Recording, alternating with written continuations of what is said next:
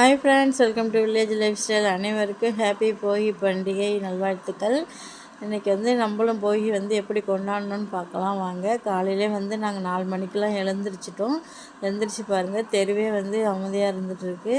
அண்ணி வீட்டில் மட்டும்தான் நேரத்தில் எழுந்துட்டாங்க போல். அதுக்கப்புறம் நம்ம தான் எழுந்தோம். நம்ம ஏற்கனவே வீடெல்லாம் க்ளீன் பண்ணி வேஸ்ட்டு பொருள்லாம் வச்சுருக்கோம். துணி, பழைய பாய், பெட்ஷீட்டு எல்லாமே வச்சுருக்கோம். அது எல்லாத்தையும் எரிக்க போகிறோம் நம்ம இன்றைக்கி. பாப்பாவெல்லாம் எழுப்பி விட்டாச்சுங்க. எழுப்பிட்டு பழைய வேஸ்ட் பொருள்லாம் இருந்துச்சு, அதெல்லாம் போட்டு எரிங்க அப்படின்னு சொல்லிவிட்டு, சரி நம்ம சாணி எடுத்துகிட்டு வரலான்ட்டு அண்ணி வீட்டுக்கு தாங்க போயிருந்தேன். அண்ணி பாருங்கள், நமக்கு முன்னாடியே எந்திரிச்சு ஆர்டிஸ்ட் மாரி கோலத்தை வரைஞ்சி வச்சுருக்கார் தலைவர். எப்படி கோலம் போட்டு வச்சுருக்காங்க பாருங்கள். இருட்டில் கூட எவ்வளோ அழகாக தெரியுது அண்ணி போட்ட கோலம். அண்ணி வீட்டை தாங்க சாணி எடுக்க போவோம். அங்கே தான் மாடு இருக்குது, ஒரு கண்ணுக்குட்டி. அங்கே சாணி எடுத்துகிட்டு வரதுக்காக போயிருந்தோம். எடுத்துகிட்டு சாணிலாம் தெளித்து விட்டுட்டு இருந்தேன். பாப்பா வீட்டில் யாருமே இல்லை. பாப்பா வீட்டில் ஊருக்கு போயிருக்காங்க. சந்தீப் சௌமியாலாம் இருந்தால் இன்னும் ஜாலியாக இருக்குங்க. 4 பேரும் சேர்ந்து தான் எரிச்சிட்டு இருப்பாங்க. அம்மாவுக்கு இன்றைக்கி பொங்கல் தூக்கம் படைக்கிறாங்க. அதனால் அவங்க போயிருக்காங்க. வந்துடுவாங்க இன்றைக்கி மதியம் வந்துடுவாங்க. வந்துடுவாங்க மதியமாக. கோலம்லாம் போட்டு கலர் அடிக்கணும். பாப்பா வீட்லேயும் கலர் அடிக்கணும், நம்ம வீட்லேயும் கலர் அடிக்கணும். சரின்ட்டு பசங்கள் கூட இருந்து சில நானும் துணியெலாம் எரிச்சிட்டு இருந்தேன். ஆம்பளைங்கெல்லாம் கருக்கில் எழுந்து போய் விவசாயம் பண்ணுற அந்த கொல்லையில் மூளைக்கு மூளை மாங்கொத்து, வேப்பிலை கொத்து இதெல்லாம் உடச்சி போடுவாங்க. நாங்கள் சின்ன பிள்ளையாக இருக்கக்குள்ள ஒரு மரத்தில் கூட இந்த டைமில் வேப்பிலெல்லாம் இருக்காது. ஏன்னா எல்லாத்தையும் ஒடிச்சு எடுத்துகிட்டு போய் கொல்லையில் போடுவாங்க. போகி அன்னைக்கு தான் நம்ம வீட்டில் நம்மளும் வேப்பிலை மாம்பும் கொத்தெல்லாம் நாங்கள் கொல்லையில் போட்டு வீட்டில் சொருகுவாங்க. நம்ம எதுவும் விவசாயம் செய்யலை. அதனால் நம்ம வேப்பங்கொத்து சொருகணும் அப்படின்றதுனால பார்த்துட்டே இருந்தோம். அப்புறம் பெரிய பாப்பாட்ட சொல்லி வேப்பங்கொத்து ஒடிச்சு கொடுமா அப்படின்னு சொன்னேன். அப்புறம் எகுத்தால கடைக்கார அக்கா வீட்டில் தான் இருந்தது. சரின்ட்டு நமக்கும் பாப்பா வீட்டுக்கும் சேர்த்து உடைக்க சொன்னோம். பாப்பா பாருங்கள், இருட்டில் கண்ணு தெரில, ஏதோ கொஞ்சம் கொஞ்சமாக உடச்சி கொடுத்தாங்க. அப்புறம் எடுத்துகிட்டு பாப்பா வீட்லேயும் சொருகி விட்டுட்டோம். அடுத்து நம்ம வீட்டுக்கு தாங்க எடுத்துகிட்டு வந்தோம். நம்ம வீட்லேயும் சொருகிறதுக்கு வந்தோம். சின்ன பாப்பா பாருங்கள், கம்பெனிக்கு ஆள் இல்லை. சந்தீப் இருந்தானா அது முடிய பேசிக்கிட்டு நாளும் ஒன்றா கூடிக்கிட்டு தாங்க எரிப்பாங்க எப்போயுமே வருஷம். இந்த வருஷம் தாங்க நான் சந்தீப் சௌமியை மிஸ் பண்ணுறோம். அவங்க ஊருக்கு போயிருக்கிறதுனால அடுத்த வருஷம் கண்டிப்பாக எல்லாம் சேர்ந்தே போகியை கொண்டாடலாம். பாருங்கள், சின்ன பாப்பா ஒரே டல்லாகவே இதுன்றாங்க, சந்தீப் இல்லை அப்படின்னு சொல்லிட்டு. நம்ம வீட்டில் எடுத்துகிட்டு சொருகிறதுக்கு தாங்க வந்தோம். எதில் சொருகிறதுன்னு தெரில. சரின்ட்டு கிரில் கேட்லேயே எப்படியோ எக்கி பாப்பா சொருகி விட்டுட்டாங்க. சொருகி விட்டு அப்புறம் பாப்பா வீட்லேயும் கோலம் போட்டு கலர் அடித்தோம். நம்ம வீட்லேயும் கோலம் போட்டு கலர் அடித்தாச்சுங்க. டைம் பார்த்துட்டிங்கன்னா மணி 6:30 ஆயிடுச்சு. லைன் பைப்லேயே தண்ணி வர ஆரம்பிச்சு. அப்புறம் இட்லிக்கு மாவு ஊற வச்சுருந்தோம். நைட்டே ஊற வச்சோம். சரி காலையில் இருந்து அரைச்சிக்கலாம் அப்படின்ட்டு தண்ணி பிடிச்சிட்டு உளுத்த மாவு உளுந்து கழுவி போட்டுவிட்டோம். ஓடிட்டு இருந்துச்சுங்க. காலையில் மாவுலாம் அரைச்சி சமைச்சாச்சுங்க. டிஃபன் தாங்க இன்றைக்கி செஞ்சோம். உப்புமா கிண்டியிருந்தோம். இன்றைக்கி வடலூர் போகணும். ஏன்னா நம்ம இன்னும் பொங்கலுக்கு எதுவுமே பர்ச்சேஸ் பண்ணல. சரி மல்லிகை ஜாமானும் இல்லை. சின்ன பாப்பாவுக்கு ஒரு ட்ரெஸ்ஸு எடுக்கணும் அப்படின்னு நினச்சிட்டு தாங்க போயிருந்தோம். அப்புறம் அம்மா படைக்கிறதுக்கு ஒரு சேரீ கேட்டிருந்தாங்க. சரி வள்ளூர் போகலான்ட்டு வள்ளூர் தாங்க கிளம்பி போயிருந்தோம் துணி கடைக்கு. இப்போ துணி கடையில் துணியை தவிர மீதி அனைத்து ஐட்டமும் இருக்குதுங்க. பொம்மை, பேகு, வாட்சு, ஃபேன்சி ஐட்டம் எல்லாமே ஒரே இடத்துல வாங்கலாம். அந்தமாரி இப்போ ஜவுளி கடை எங்கேயுமே பார்த்திங்கன்னா அதிகமாக ஃபேன்சி ஐட்டம் தான் இருக்குது.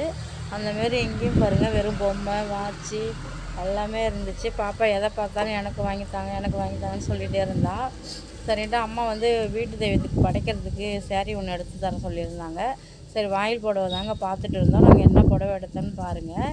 ப்ளவுஸ் எடுக்கக்குள்ளே தெரியும். ஏன்னா அம்மா வள்ளூர் வந்திருந்தாங்க. எடுத்து அம்மாட்ட கொடுத்து விட்டுட்டோம். நிறையா கலர் பார்த்தோம், எதுவுமே பிடிக்கல. விலை கம்மியாகவும் இருக்கணும், நல்லாவும் இருக்கணும்னா எப்படி அதே போல் கிடைக்கல.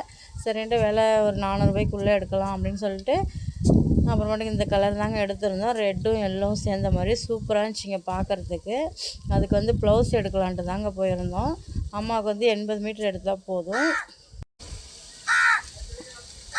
ப்ளவுஸ் தாங்க போய் எடுத்தோம். அங்கே பாருங்கள் நிறையா வரும் இந்த பொம்மைங்கள், சின்ன பிள்ளைங்க விளையாடுற ஐட்டம் தாங்க அதிகமாக இருந்துச்சு. வாட்டர் கேன்லாம் சின்ன பாப்பா எதை பார்க்குறாளோ அது அப்படியே அம்மா எனக்கு அப்படின்னு சொல்லி கேட்பா. அந்த மாதிரி தான் பாருங்கள். இந்த கம்மல்லாம் பார்த்துட்டு அம்மா கம்மல் வாங்கிட்டாங்க அப்படின்னு சொல்கிறா. அடுத்து பாருங்கள் வாட்ச். இந்த வாட்ச் பார்த்தீங்கன்னா இந்த பிங்க் கலர் வாட்ச் வாங்கி கொடுத்தாலே கொடுத்தபடி அப்படின்னு சொல்லி அடம் பிடிச்சிட்டு இருந்தா. அதெல்லாம் தேவையில்லை, வச்சுருக்க மாட்டேன் அப்படின்னு சொல்லிட்டு வேணான்னு சொல்லிட்டாங்க. அப்புறம் அம்மா வந்து பனி அதிகமாக பெய்யறதுனால மப்ளர் ஒன்று கேட்டிருந்தாங்க. மப்ளர் ஒன்று வாங்கி கொடுமா அப்படின்னு சொல்லி சரின்ட்டு அது தாங்க பார்த்துட்டு இருந்தேன். ஆனால் ஒன்றும் பிடிக்கல. நான் வந்து இப்படி மூடுற மாரி கட்டுற மாதிரி டைப்பில் நான் எடுத்துட்டேன். அதுக்கப்புறம் அம்மாவும் தங்கச்சி வீட்டுக்கு வரிசை வைக்க போயிட்டு வள்ளூர் வந்துட்டாங்க.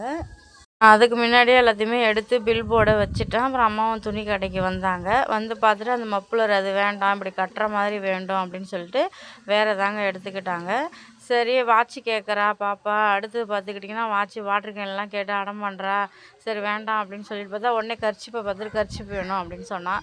சரி 15 ரூபா தானே அப்படின்னு சொல்லி கூட்டிகிட்டு போகிறாங்க. ஃபஸ்ட்டு பிங்க்கு லைட் பிங்க்கு தான் வேணும்னு சொல்லி கேட்டா.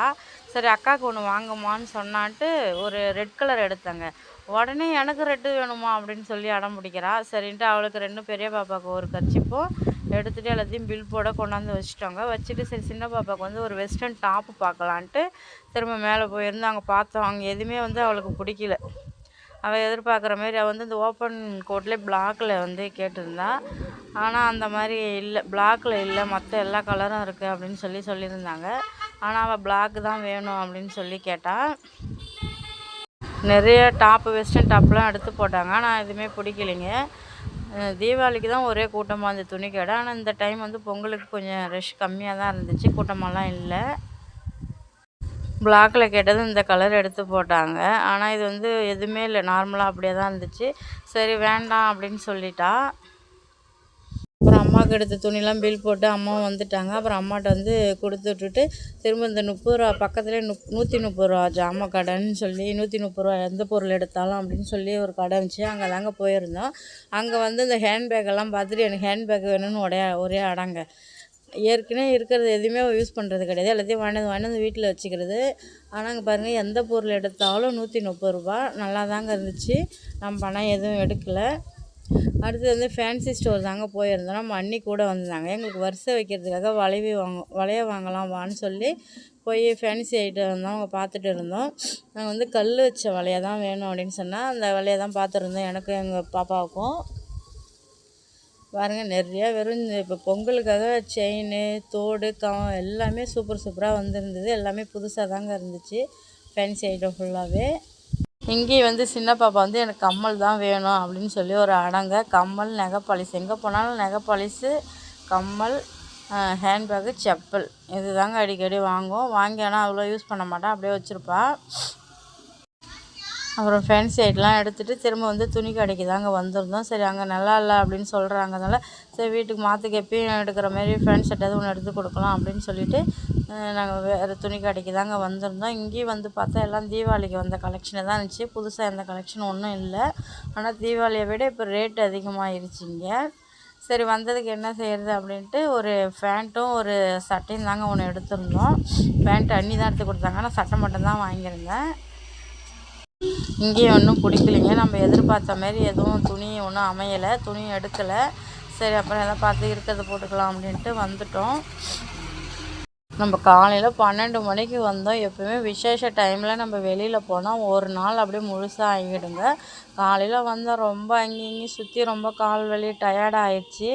என்ன பண்ணுறதில்ல, நம்ம வாங்க வந்தே மளிகை ஜாமான் தான் முக்கியமாக வாங்க வந்தோம். அதுவே மணி 3:30 ஆயிடுச்சு. இது வரைக்குமே நாங்கள் வாங்கலை. சரின்ட்டு இந்த பாப்பாவுக்கு ஒரு ஃபேண்ட்டு ஒரு சட்டையை மட்டும் எடுத்துகிட்டு நாங்கள் வெளியில் வந்து உக்காந்துட்டாங்க. ரொம்ப டயர்டாகிடுச்சு, நடக்க முடியல, கால்லாம் வலி அதிகமாகிடுச்சு. நாங்கள் உக்காந்துருக்குள்ள பாருங்கள் ஒரு நாய்க்குட்டி அழகாக இருந்துச்சு. இந்த குட்டி நாய் இவ்வளோ குட்டியாக இருக்குது, இதிலே தான் அந்த குட்டி போடுங்களாங்க. சூப்பராக இருந்துச்சு. இந்த ஃபோட்டோ எடுக்கலாமான்னு அந்த பாப்பாட்ட கேட்டிருந்தோம். எடுத்துங்கக்கா அப்படின்னு சொல்லியிருந்தாங்க. சரின்ட்டு இந்த நாய்க்குட்டியை ஒரு ஃபோட்டோ எடுத்துகிட்டு வீடியோலாம் எடுத்துகிட்டு உக்காந்துருந்தோங்க. சரின்ட்டு மளிகை ஜாமான் வாங்கிட்டு இதுக்கப்புறம் வீட்டுக்கு போகலாம். ஏன்னா ஒரே கூட்டம் ஆகிடுச்சு. பொழுது டைம் ஆக கூட்டம் அதிகமாகிக்கிட்டே இருக்குது, டிராஃபிக்கும் ஆகுது. வண்டி எடுத்துகிட்டு வெளியும் வர முடியாதாட்டுக்கு அந்தளவுக்கு இருந்துச்சு. சரின்ட்டு மளிகை கடைக்கு தாங்க போயிருந்தோம். மளிகை கடைக்கு போய் நமக்கு தேவையான மளிகை பொருளெல்லாம் எடுத்துகிட்டு இருந்தோம். டிபார்ட்மெண்ட் ஸ்டோர் தாங்க வந்திருந்தோம். மளிகை கடையெல்லாம் முடிச்சுட்டு வர மணி 4:30 ஆயிடுச்சுங்க. இதுக்கப்புறம் தான் போய் நம்ம சமைச்சு 6 மணிக்குள்ளே படைக்கணும். வர டைம் ஆயிடுச்சு. எடுத்துகிட்டு எல்லாத்தையும் வீட்டுக்கு வந்துட்டோங்க. பாப்பா பாருங்கள் அவள் என்ன வாங்கினாங்கிறத நான் காமிக்கிறேன், வீடியோ எடுங்கம்மா அப்படின்னு சொன்னான். சரின்ட்டு பாருங்கள் வீடியோ தான் எடுத்துகிட்டு இருந்தேன். இந்த ஃபேண்ட்டு தாங்க எடுத்துருந்தேன். இந்த கலர் தான் வேணும் அப்படின்னு சொல்லி இந்த கலர் எடுத்துக்கிட்டாங்க. அடுத்து பார்த்திங்கன்னா இந்த சட்டை, எவ்வளோ சட்டை பார்த்தோம் எதுவுமே பிடிக்கல. சரி என்ன பண்ணுறதுன்ட்டு இந்த ஒரு சட்டை மட்டும் எடுத்தோம். ஃபேண்ட்டு வந்து அண்ணி தான் எடுத்து கொடுத்தாங்க. சட்டை ஏதோ ஒன்று நான் எடுத்தேன், ஒன்று அண்ணி எடுத்தாங்க. திரும்ப வந்து பாருங்கள் வளைய கடைக்கு போயிருந்தோம். அங்கே குஷி பின்னு, ஊக்கு, நகை பாலிஸு, பாப்பாவுக்கு முக்கியமாக அந்த தோடு ஒன்று தாங்க, தோடு தான் அதுக்கு, அது மேலே தான் ஒரே கண்ணு, தோட்டு மேலே அந்த சட்டைக்கு மேய்ச்சா அந்த தோடு வேணும் அப்படின்னு சொல்லி அடம் முடிச்சு தோடு வாங்கிக்கிட்டாங்க. அப்புறம் ஒரு கோணு தாங்க வாங்கியிருந்தோம். அவ்வளோதாங்க. நீ போய் அப்படி தாங்க போச்சு. வீடியோ பிடிச்சா லைக் பண்ணுங்கள், சப்ஸ்கிரைப் பண்ணுங்கள். டாடா பாய்.